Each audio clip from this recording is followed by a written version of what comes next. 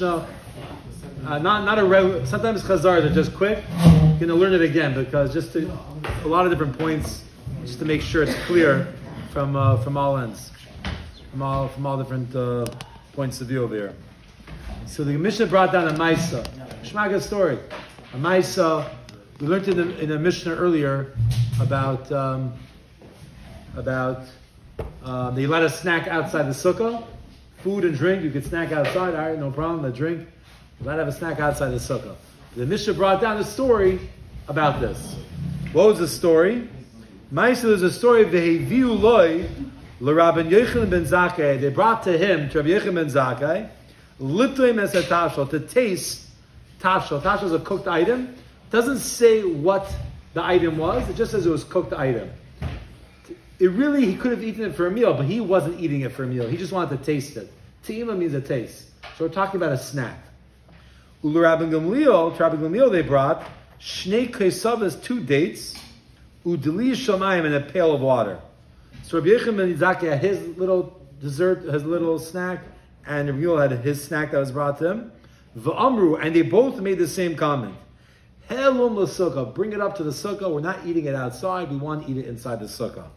Which seems to imply that snacking is supposed to be done in the sukkah, which is a little strange because that's a steer of what we learned in the last Mishnah. We'll have to see. What? I'll say it's right if I'm curious. Why? They brought it to him outside the sukkah. He said, you know what, I want to do it in the sukkah, but... Arya's timing, usually the people that are dealing with them are not Amaratzim. Right. They probably know what they're doing. They just said, bring it to the sukkah. The Gemara doesn't say it. It's not, I hear that. There's a lot of truth to that. But let's see what happened when they gave it to Rabbi Tzadok. When they gave to him, to Rabbi Tzadok, oichel means a food, not oichel means to eat. An oichel of food, pachas mikabel, less than an egg. Now what food was it? The Mishnah doesn't say. And it's actually somewhat of a mystery, but we're going to go with that it was bread. It was a piece of bread, but it was bread that was less than an egg's worth. He did 3 things. 3 things that we learned 3 things from what he did. Number 1, Nitole b'mapa. He didn't wash his hands until Zedayim. He just took out a garment and took it in the cloth. He didn't touch it with his hands, but he took it with a garment. V'achloi, this is the main one that we need. V'achloi chutz l'sukkah. He ate it outside the sukkah, which is very in line with how we learned snacking could be done outside the sukkah. And all this was a little smaller than an egg's worth of bread. And the 3rd thing he did was v'loi beirach achrav. He did not bench. When we say beirach, it doesn't mean a bracha achrayna. I believe, I looked around, I'm pretty sure the Meiri says this also. No one seems says it, but I'm saying this. He definitely made a bracha achrayna. He just didn't bench. That's the difference. Okay? He did not make a bracha, a benching, but he made burn the fashas or al michya maybe. The Gemara in brachas all the time says that you say a bracha v'lei klum. Right, that's mamish nothing. Burn the fashas. It means burn the fashas all the time. It's correct. Nothing. Right. Not a real bracha. Right.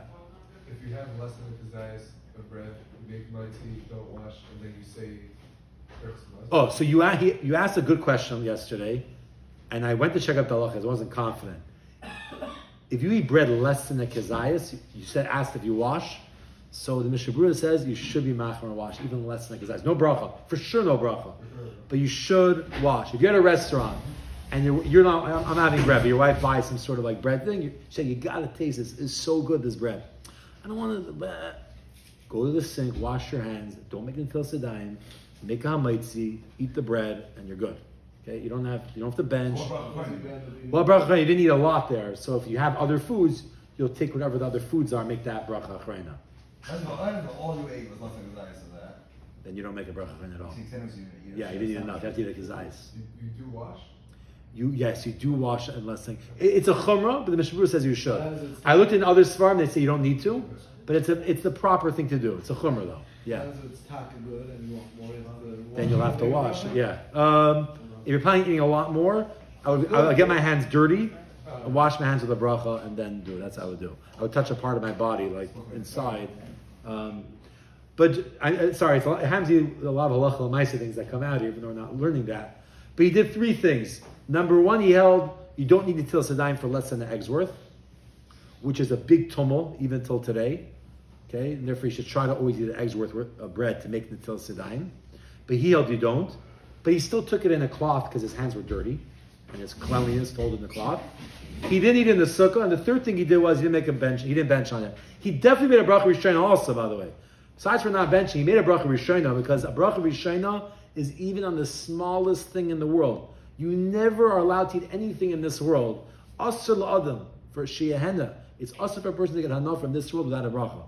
There's no such thing. Bracha achrona, not always. You have to eat a certain amount in a certain time frame. But a bracha rishona on every little minuscule food, even a masho, you have to make a bracha rishona. Okay? So the only thing was he didn't bench. And now we start the Gemara. Says the Gemara, is we're up to. Maisa listar? It's a question. You brought a story that's a stira. A Maisa listar? By the way, it sounds like listor, like a story. But Maisa listori, you brought a Maisa to be seiser to contradict the last Mishnah? That's not typical. That's not typical. Just one thing, by the way. Daniel is your mother's yard site today, whatever, before tonight. Yesterday, yesterday he was there. Yesterday, Shama Shavna Leo. Shama Shavna Leo. My learning will be Lilo Nishmas. I don't know whatever, but Lilo Nishmas her.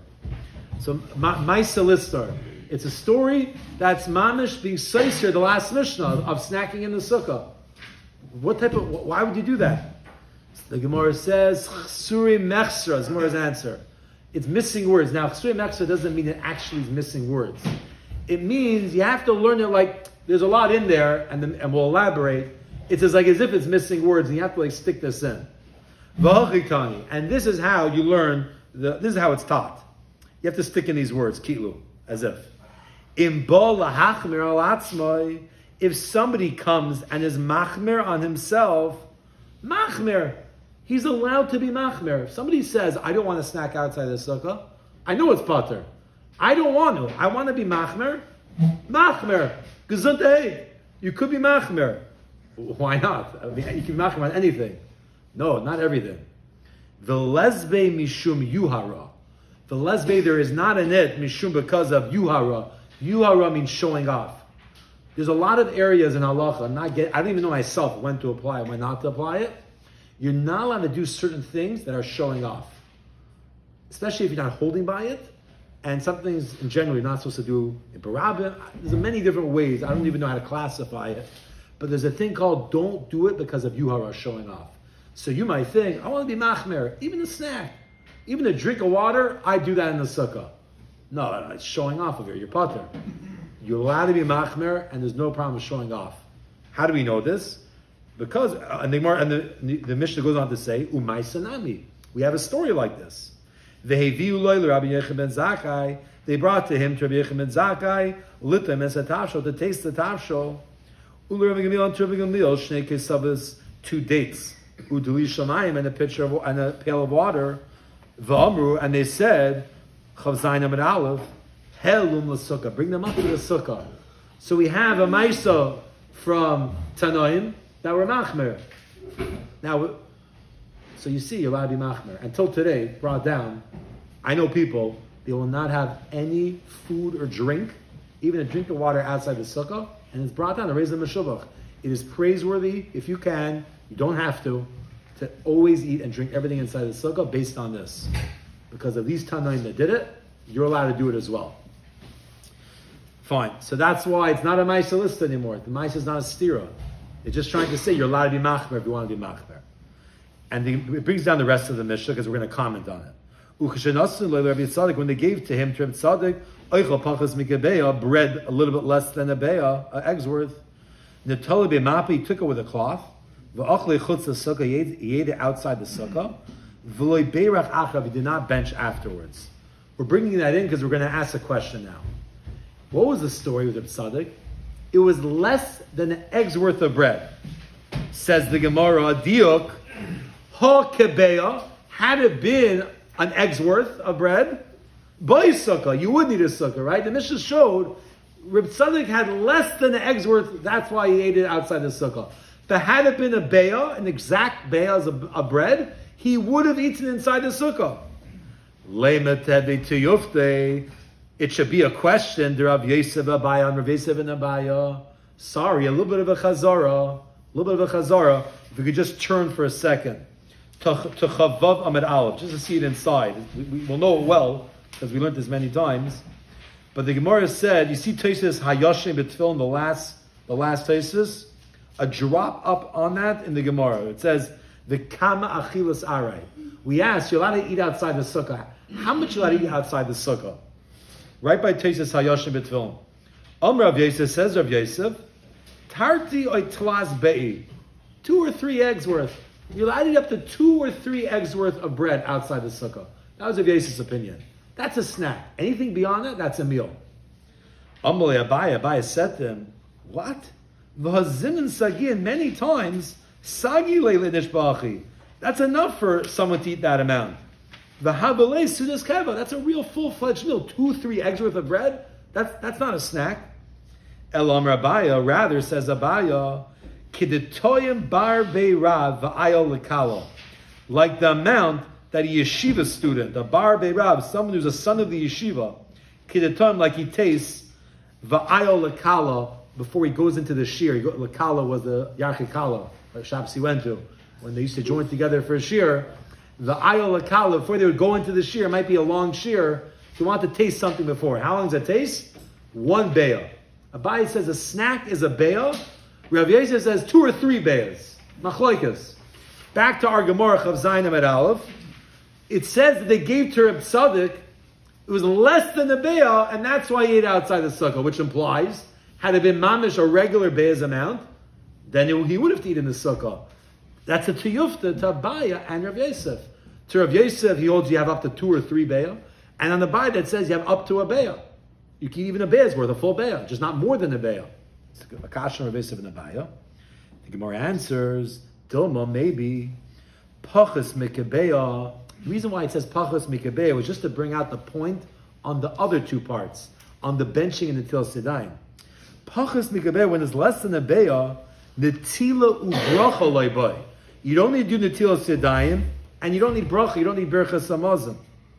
Hakabeah, but had it been a be'ah's worth, an egg's worth, by the tilu bracha, you would need to wash your hands and make and bench. But Lagabi, the sukkah part of it, even up to a be'ah you could have eaten, or up to 2 or 3 be'ahs. Nachamo. There were 3 parts about Reb Tzadok that the Mishnah wanted to bring out. He ate outside the sukkah, he didn't do it until Sedayim, he didn't bench. So the Mishnah said, and it was only because he ate less than a be'ah. Oh, you see that if it's a mamish be'ah, you have to eat inside the sukkah. No. It's a nice diak, but that's not the diak. The only reason why the Mishnah said about the less than a be'ah was more about the benching and the til sedayim. That needs to be less than an egg's worth. But sukkah itself, that prat, he would have eaten outside the sukkah even up to an egg's worth according to Abaye, or according to 2 or 3 eggs worth of bread according to Rav Yosef.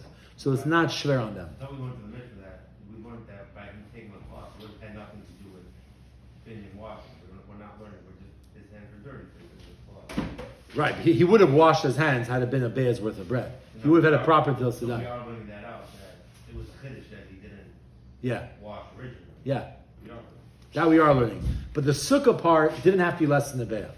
Just the other 2 have to be less than the be'ah. What? Why is it brought down here? Why is it brought down here? Think about it, it's not about sukkah, so why is it brought down here? Why we bring in something? The story was that they gave him less than a be'ah's worth of bread. That was the story. So it happens to be he ended up showing 3 halachas. The main one we want is about eating outside the sukkah. Why is it by sukkah? Because he snacked on a very small amount of food outside the sukkah. Now, it could have been a little bit more food he would eat outside the sukkah, but we do see he snacked outside the sukkah, and that's important for us to know. That's important. It proves Abaye and Rav Yosef are not shver from the Mishnah, because they would say, even if it had been more than an egg's worth, or even according to Rav Yosef, even 2 or 3 eggs worth, he would have eaten outside the sukkah.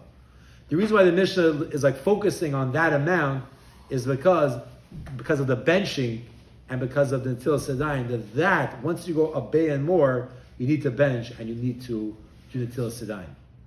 And even the sukkah, according to Abaye. And eat in the sukkah according to Abaye, only if it's a be'ah's worth. Right, and it's a be'ah. Yeah. Yeah. Case in the Mishnah was less than a be'ah. No, but the Abaye says you can even do up to even a be'ah, va'ad b'chlal, even a be'ah's worth. The Mishnah says pachas mikabeah. Abaye holds even he could have eaten a full egg's worth inside his house, outside the sukkah. This is just up to. But I want to stop over here. I want to wrap up in 2 minutes Just some halacha l'maisa, because it's very negative to people's lives. And I said it before, but again, now we learned the whole Gemara, just to bring it out clearly. Look, in Hilchas Sukkah, which happens once a year on Sukkahs, you're allowed to snack outside the Sukkah. Okay? You're allowed to snack outside the Sukkah. It's a chumrah to be machmer on drinking and snacks and water and chips and meat or chicken. It's a chumrah to eat fruits, all that stuff in the Sukkah, and it's a good thing to be machmer if you can. Fine. That's Sukkahs. I'm not getting so much, just basics. The Tilas Yadayim. I just want to get this very clear by people because some people don't know this their whole lives. The Tilas Yadayim. It's a shaila how interrelated it is into benching. Okay, what do I mean by that? Benching, we paskin not like this Gemara, that only if you eat a kazayas of bread, you have to bench. I don't know, I'm not discussing how much a kazayas is, it's a little bit confusing, but once you eat an olive's worth of bread, you need to bench. Not, this Gemara said at Be'al, we paskin, it's a kazayas of bread. You're mechuyev to bench midrabana. To bench on the midoraisa level, you have to be full. If you're not full, it's not deraisa, but you still have to bench. Okay? Nitil Sidayim is a shaila. Does that, whenever you have to bench, you do Nitil Sidayim, so be a kazayas? Or is Nitil Sidayim its own thing about Tumah V'tara? So some Rishonim learn it's very interrelated with benching. You eat a kazayas of bread, you have to wash your hands. Some people say, no, it's not connected. Benching is a kazayas, but Nitil Sidayim is only double that, a kabeah. And because of that, the Shulchan Aruch says, Pashas, you don't make the bracha al Natil Sedayim if you eat less than a kabeah, if you eat just a kazayas. But it's a big machloikas. You could be lenient between a kazayas and a kabeah to do Natil Sedayim, and make the bracha. But the best thing to do is to always eat a kabeah's worth of bread. I know it seems hard to do, but a kabeah, you need double kazayas. You don't have to be machbad the biggest shear. You can even have just what you think is 2 eggs worth of bread, and you could wash your hands, make al sedayim, and you could bench. If you end up eating less than that, and you had a kazayas, it's up to you.